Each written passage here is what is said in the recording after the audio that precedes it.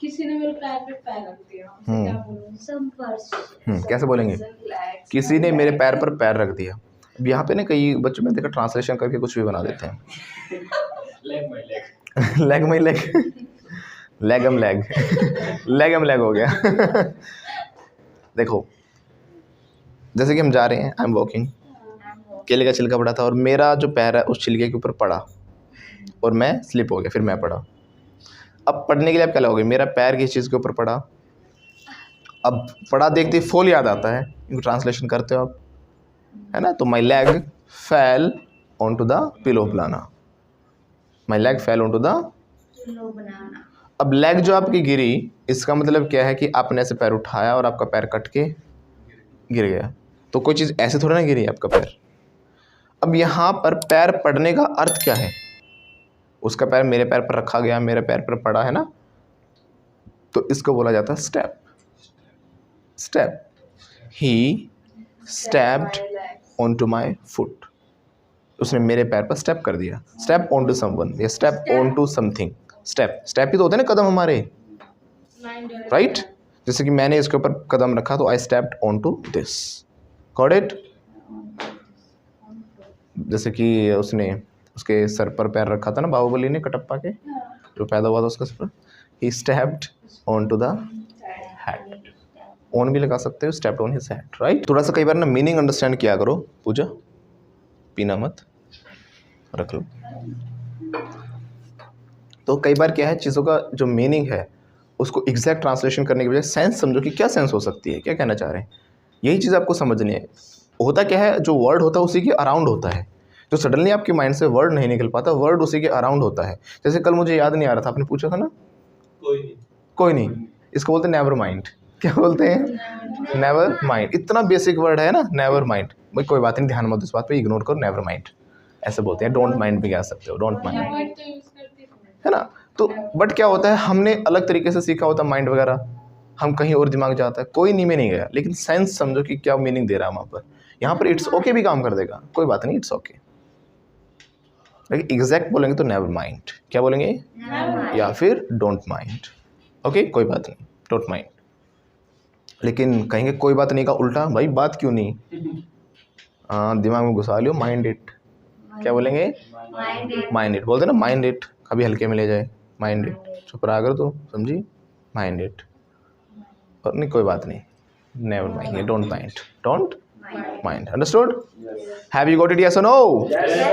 Okay. देखो अब तक जो आप स्ट्रक्चर बना रहे हो उसमें डू डज विल वगैरह की बड़ी टेंशन थी आपको। आज से टेंशन खत्म कर देता हूँ, आज से टेंशन खत्म हो गई आपकी। अब आपको जो हेल्पिंग वर्ब्स है आगे लाने की ज़रूरत नहीं है, आगे लाने की ज़रूरत, आगे आ जाए तो भी ठीक, ना आए तो भी ठीक।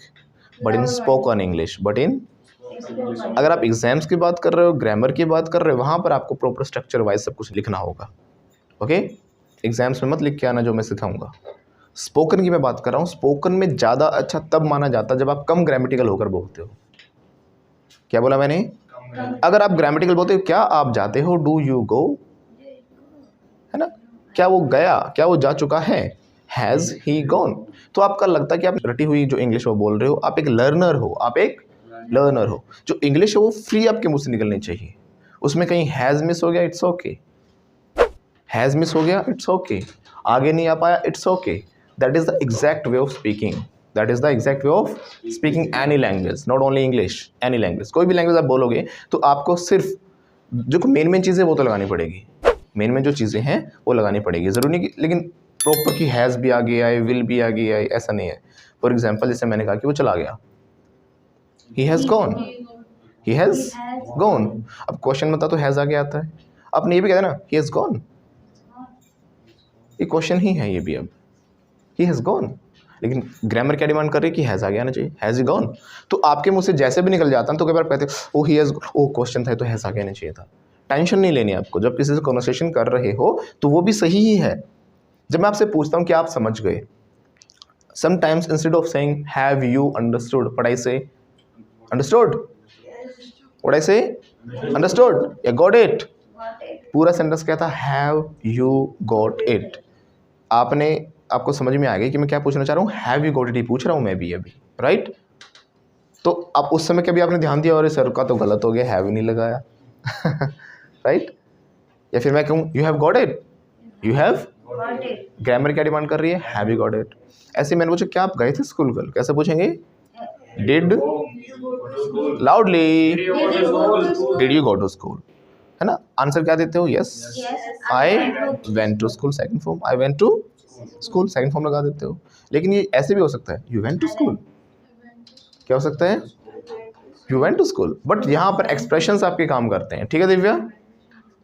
दिव्या यहाँ पर क्या काम करते हैं, आपके एक्सप्रेशंस काम करते हैं। एक्सप्रेशंस के बिना क्वेश्चन नहीं बनेगा। यू वेंट टू स्कूल, अब ये क्वेश्चन है, या वेंट टू स्कूल, इतना जरूरी कि भाई पास्ट तो सेकंड फॉर्म वेंटिस लगाया आपने। हैज़ गोन में से हैज़ नहीं लग पाया तो गोन तो लगना ही ज़रूरी है, थर्ड फॉर्म। ये थोड़ी बेसिक चीज़ें आपको पता होनी चाहिए। ओके, बस बताइए सारी बेसिक चीज़ें आपको भी जो सीखी है। तो आपके मुंह से जैसे सेंटेंस निकल रहा है ना वैसे ही बोल दो, कोई दिक्कत नहीं है।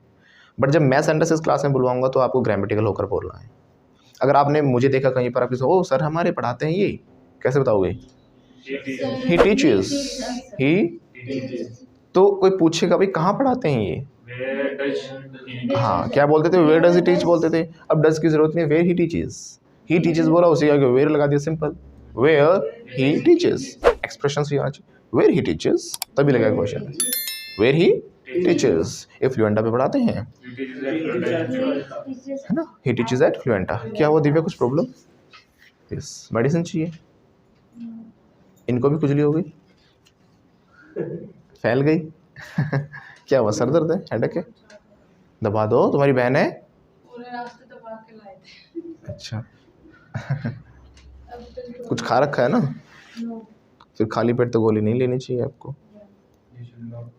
Take, you should not take, सलाह दे रहा है देखो you should not take medicine empty stomach. कैसे बोलेंगे, एम्प्टी स्टमक, पेट होता है स्टमक, एम्प्टी खाली।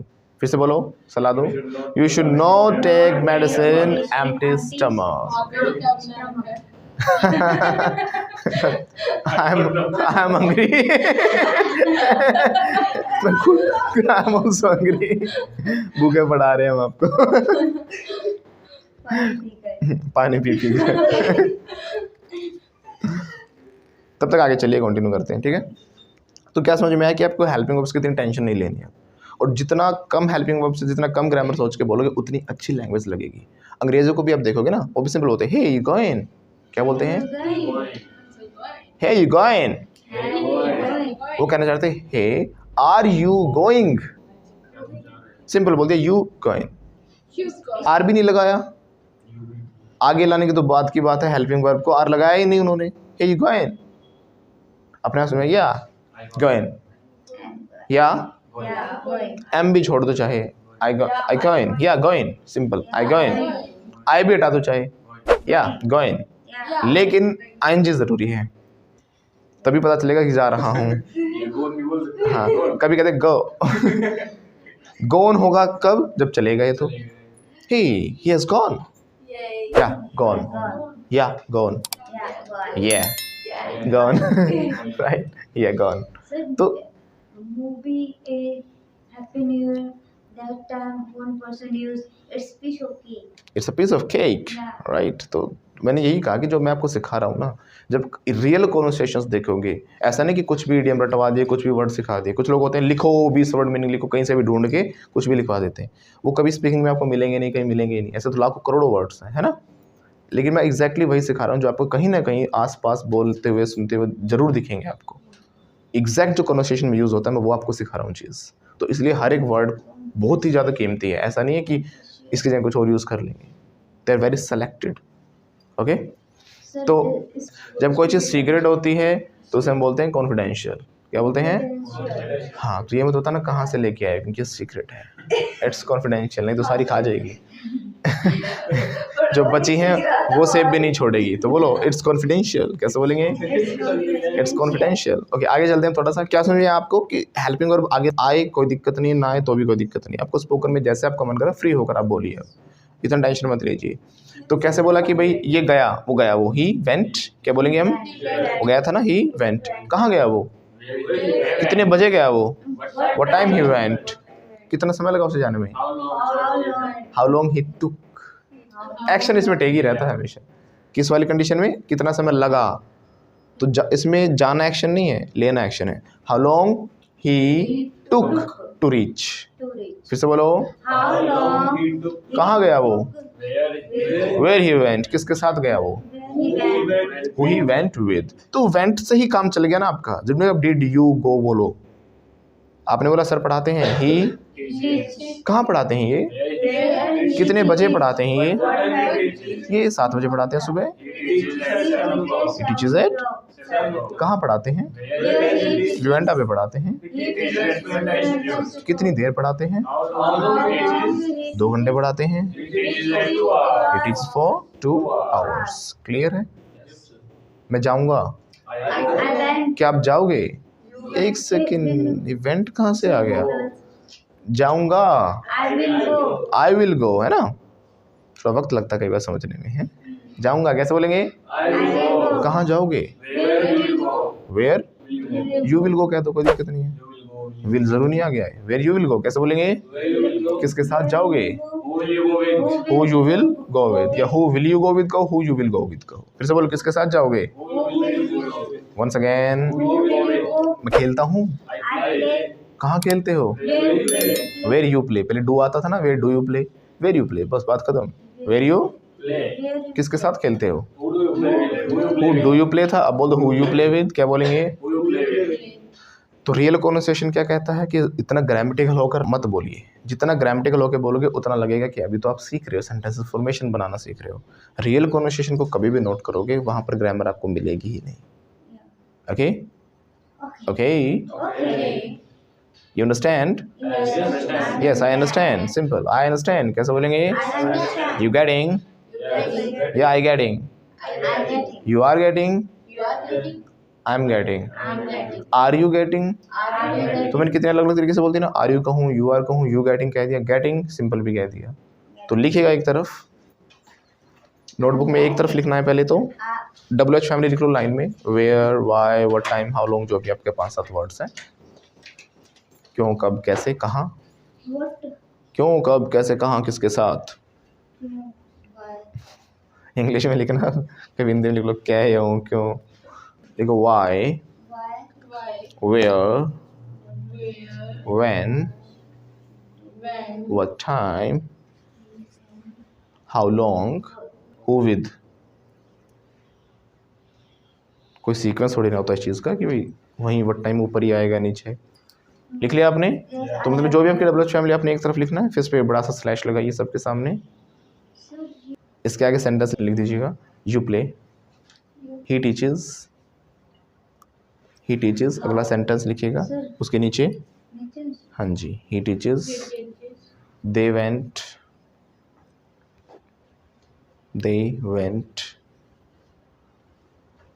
आई विल गो या फिर यू विल गो, कुछ भी हो सकता है। मैं जाऊंगा तो आई विल गो, तुम जाओगे you will go. He plays, कोई भी सेंटेंस लिख लो, ज़रूरी नहीं है मैं ऐसे ही बता रहा हूँ, मिस हो जाएगा कोई दिक्कत नहीं, अगला लिख लेना। 3-4 सेंटेंस लिख लो बस, जिसमें प्रेजेंट, पास्ट, फ्यूचर तीनों कवर हो रहा हो साथ में। ही टीचेस, ही प्लेज लिख लो, return. Yes, I have written. अब देखो जो आपने सेंटेंसेस लिखे हैं ये सिंपल सेंटेंस है, अफर्मेटिव सेंटेंस हम कहते हैं, है ना। वह जाता है, ही गोज, वो गया था, ही वेंट, वह गया था, वह जाएगा। इनको जैसे क्वेश्चन बनाना पड़ा, सीधा WH फैमिली लगा दी, कुछ लगाया नहीं। और देखो ऐसे ही लिखा हुआ ना सामने, वह कहाँ पढ़ाता है, क्या लिखा है पहले, ही टीचेस, सेंटेंस क्या लिखा है, ही टीचेस, कहाँ पढ़ाता है, कितने बजे पढ़ाता है, कितनी देर पढ़ाता है, ये तो नहीं होगा किसके साथ पढ़ाता है राइट। ऐसे ही हमने कहा वो गया था, है ना, ही वेंट। अब कहाँ गया था पूछा तो वेयर लगा दो, वेयर ही वेंट।